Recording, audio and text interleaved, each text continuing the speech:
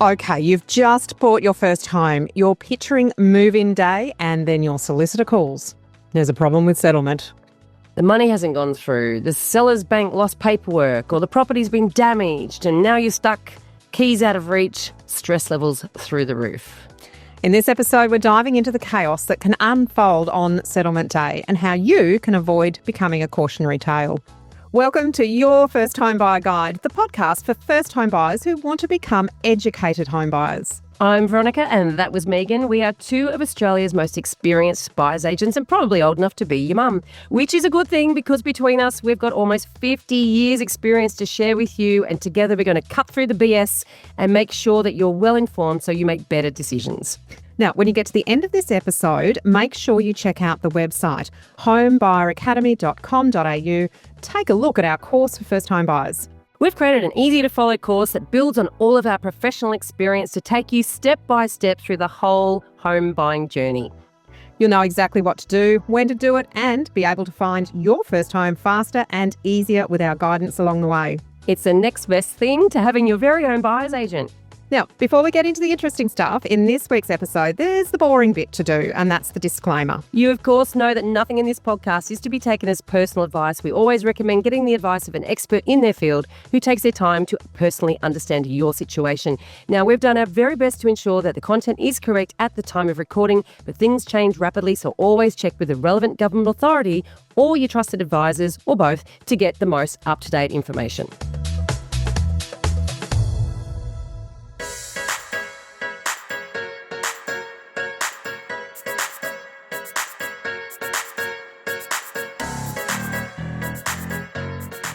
Today we're talking about a day that should be a celebration but can turn into a total nightmare if things go wrong.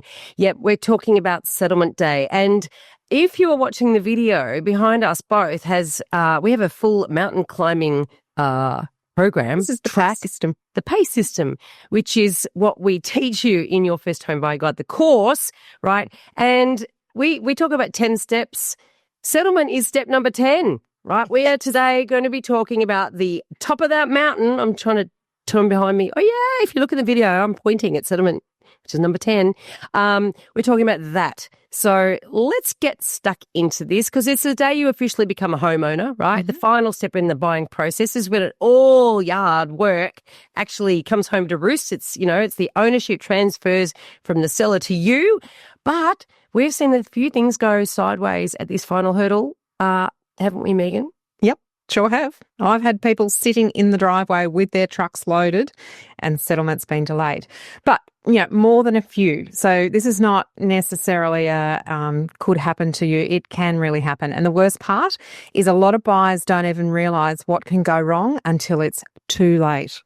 Well, this is often the case, isn't it? Which is what we're always trying to protect you from, things that are really avoidable, mistakes that are avoidable. And it is funny about settlement because, I've been in real estate now 25 years, right, in both selling and buying. And I have come across people who have entire possessions have been sitting in a semi-trailer parked on the side of the road. Waiting the keys, waiting. So let's first look at what is settlement. Really, right? Yeah. So settlement is the legal process where the ownership of the property officially changes hands, from their hands to your hands. Mm-hmm. Your solicitor or conveyancer works with the seller's legal team and both banks, if there's two banks involved, yours and the seller's, to make sure all the right documents are in place and the money is transferred. Yep. And so this is coordinated by your conveyancer or solicitor, by the way, just so you know, but they've got to coordinate things with your broker and the bank and the other side. So when everything goes smoothly, it's pretty uneventful, which most of the time, let's face it, right? You get a call saying, yay, it's gone through, you're the new owner. There's a notification that goes off to the sales agent, you go and collect the keys. Yeah. But look, when it goes wrong, it can be anything but uneventful. Mm-hmm. So let's look at sort of some real settlement day dramas, okay? Some of the common issues that we've seen on settlement day, and I guess this is where the cautionary tale comes in. Yeah, first one, funds not being available in time. Oh, my God, this is a biggie. banks can stuff this up, right? Mm. Banks can do things like they can actually lose title deeds for properties. They can do all sorts of stuff, right? And shocking. You think these are, massive institutions, really? But sometimes the banks don't release funds on time, right? And sometimes it's on the seller's side too. It's not always on the buyer's side, but sometimes the bank just doesn't do what they need to be doing in time. And it could be because it delays in paperwork, missing signatures, or it could be someone's off sick and so they hasn't pressed a button before, they left work the day before, all sorts of reasons. Yeah. And if your lender hasn't sent the money through, settlement can't happen. You can't take possession of that property without the money changing hands. So that means there could be late settlement penalties. There could be you might have to reschedule your removals, organise temporary accommodation. It starts to snowball and add up really quickly. And the stress of it all, because, this is at heightened stress levels as well. We've also seen the seller's bank mess things up, right? So if their mortgage, as I mentioned before, it could be on the seller's side. If their mortgage hasn't been discharged properly, then settlement can't proceed because, they won't have two mortgages on the same property. It all gets very complicated here. Yeah. If somebody hasn't done their job, you could be affected. Absolutely. Yep. And look, some of these are preventable. Some of these are going to be out of your hands, but you need to know. I once had a case where the seller's bank literally lost the discharge documents. So that delayed settlement by a week, and my poor client had their moving truck waiting outside with nowhere to go. Now, luckily, we're able to negotiate an early possession because everybody was ready to move on except the bank. But that doesn't always happen. No, it doesn't. And you sort of got to know what your options are there too. And you've got to hope that you've got a really good conveyancer or lawyer on side who will step in and suggest things that you can do. And that is certainly one. And certainly when in my buyer's agency, we've got clients that have something like that happen, we're step straight in to try to negotiate something for them. Here's another one that we see, damage to the property between contract and settlement. Yes. Now, just because you've done a final inspection doesn't mean the property will stay pristine for the next 24 or 48 hours, however long it is until settlement. Sometimes I've heard about clients finding broken windows or holes in windows or even one where the hot water system was removed. I mean, seriously. Oh, my God. I've heard where the bathroom cabinets were removed. Oh, it was really? It was an acrimonious divorce, and it was when I was a sales agent. It was actually my vendor, so I sold the house for them, and then they moved somewhere else. And she rings me to tell me, "Oh my God, I can't believe it! I went to go into the house, and opened the front door, and the bathroom cabinets have been removed. My God, who takes bathroom? Who does that?" And that actually happened between a pre-settlement inspection and settlement. As, Megan said, we're talking sort of between when you sign contracts and settlements, a lot longer period of time. So sometimes these things can happen. Yep. And then there's unpaid bills or council rates. Now, these should have been adjusted at settlement, but sometimes the seller hasn't paid what they owe and you do not want to inherit that headache. So that all comes down to your conveyancer doing the right job as well. So there are things that you can do here by getting the right people on your side that are going to do the job properly, but stuff can happen if these things aren't done properly. Yeah. So we don't want to scare you, but we do like to open your eyes. And that's why we're here doing this podcast for you. We want to empower you to avoid all of these sorts of things. So here's what you can do to make sure settlement runs more smoothly. So the first thing, stay in close contact with your conveyancer or solicitor. Don't assume everything is ticking along. Ask them for updates a few days out. Yeah, absolutely. Tip number 2, confirm with your broker and lender that the bank is ready to release the funds. Now, ideally, this should be done a week before settlement. Yep. And then tip number 3, you got to do a final inspection close to settlement. Now, ideally the day before. Now, sometimes you might be able to do it the morning of, if settlements say at 2:00, and quite often they are in the early afternoon.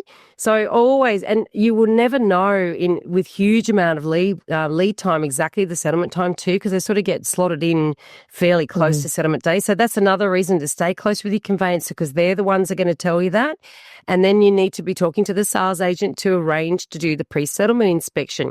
Now, you don't just do a quick walkthrough. You need to check. We've got a full checklist on that, in the course, right? So you do the course. You won't wonder what to do. You will actually know exactly what to do.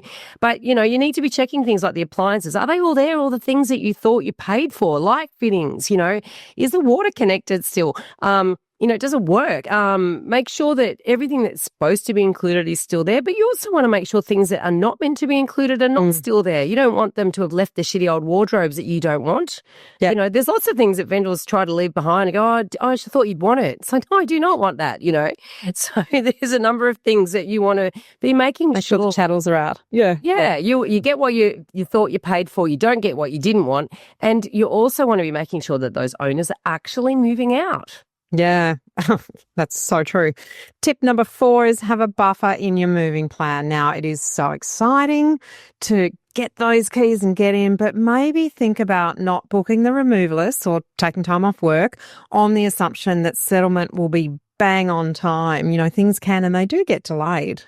Building a buffer in is sort of good anyway, because moving is so damn stressful. Going back to work the day after a move, and also it's cheaper to move midweek usually than it is on weekends. So if you can take a couple of days off, and that way you're just sort of trying to build yourself that sort of room for space for anything to go wrong. I mean, it is not often that you need to find other accommodation, but you might. So just be aware of that and be a little bit, as Megan calls it, a buffer. Now, the other thing, Veronica, is there is no obligation in most jurisdictions for the owner to clean the property. So you actually need to perhaps think about the fact that you might need to go in there and do a good clean to your standards before you move your things in. Much easier to do when it's vacant than when you've got a whole lot of boxes and furniture around you. That is such a good point, actually, because I know that a lot of people, when they buy their first home, they're really shocked. If you've been a tenant, you know that you have to go back and do an industrial grade clean on your rental before you're going to get your bond back. Well, sadly, you can buy a house where there's hundreds of thousands or maybe millions of dollars, and the vendor doesn't have the same obligation. Now, most times people will give it a really good clean because they're decent people, but there will be the odd person who ain't decent, and that is pretty horrible when you or just so busy moving themselves out that they just run out of time. Yeah.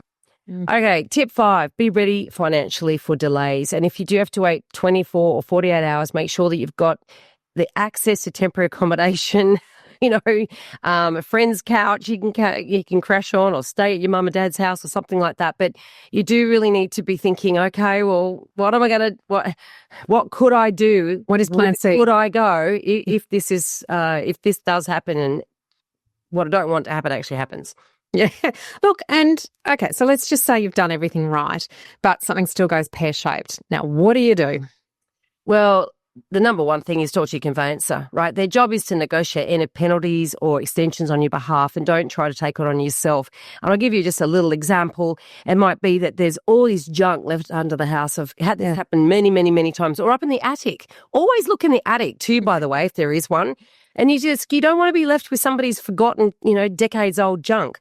And so sometimes the conveyancer needs to negotiate a certain amount of money kept aside to cover the cost of a skip bin, for example. So that's just one example of something that can be done. The conveyancer, if you've got a good conveyancer, then you will have them go into bat for you. If you've got one that doesn't care too much, sadly, they won't. But, that is your first, hopefully you've chosen a really good conveyancer or lawyer, and you will find that they do step in for you and negotiate on your behalf. Yep. And the second thing to do if things do go pear-shaped is to document everything. If the seller has damaged something or removed fixtures, your final inspection photos are your absolute best friend. Yeah, even better. Like when you are buying in the condition that it was in New South Wales, it's called the exchange of contracts, or whatever time you went unconditional, you're buying the property in that condition. So, that's where marketing photos can be quite useful as well. And you've got photos of your inspection, you've got photos of the marketing, and you go, well, that's what it was like when I bought it. So, having some evidence is really important.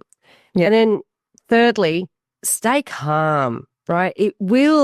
You will be able to roll through this stuff. Most issues can be resolved within a day or two, and it is going to be at heightened stress levels when you've got your entire house sort of, about in the truck up and whatever. Yeah, in the truck. Yeah, it's extremely frustrating, but getting angry won't speed anything up. In fact, it's more likely to slow things down. Yeah, absolutely. Look, settlement day should be an absolute celebration, and for most people it is, but being prepared means you'll handle any curveball just like a pro.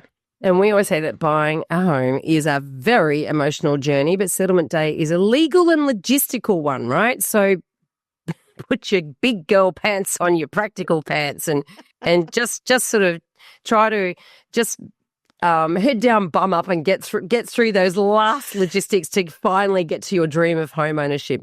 A little bit of stoicism on the day. You know, that's going on a mug, Veronica. Bring your practical pants. Practical pants. Your big girl pants. Now, we hope this episode helps you feel a little bit more confident and prepared. If you're enjoying these tips, don't forget to follow the podcast and make sure you subscribe and share it with your fellow house hunting mates. Yeah, and if you want to go deeper, of course, check out our online course. It's designed to help you get through every step of the home buying journey, including what to do on settlement day. Absolutely, from go to woe. Too many first-home buyers are leaving money on the table and hurting their future selves because they don't know how to do things in the right order. That's what we do. We teach you the exact steps you need to take and support you along the way. We help you move from a state of information overload to feeling excited and in control. You'll learn a clear step-by-step process that takes the guesswork out of buying your first home. You'll know exactly what to look for, who to talk to, and how to navigate every stage with confidence, avoiding costly rookie mistakes along the way. We've created your first home buyer course, a 10-module self-paced course plus online mentoring. Now, the course only costs $990 and you get direct access to us every week. You can share the link of any property you're thinking of buying and we can help you work out whether it's an A, B or C grade or a no-go zone. We even help guide you through your negotiations. Trust us, you will buy a hell of a lot better with our guidance and you'll overpay a lot more than the cost of the course if you don't know what you're doing. Thanks for joining us. If you've enjoyed this podcast, we encourage you to join our Facebook group. It's called Your First Home Buyer Guide Australia, and it's your opportunity to connect with us and ask us your questions, which we will answer. Meaning you can make sure that you're not getting led down the garden path. We hope to see you there soon.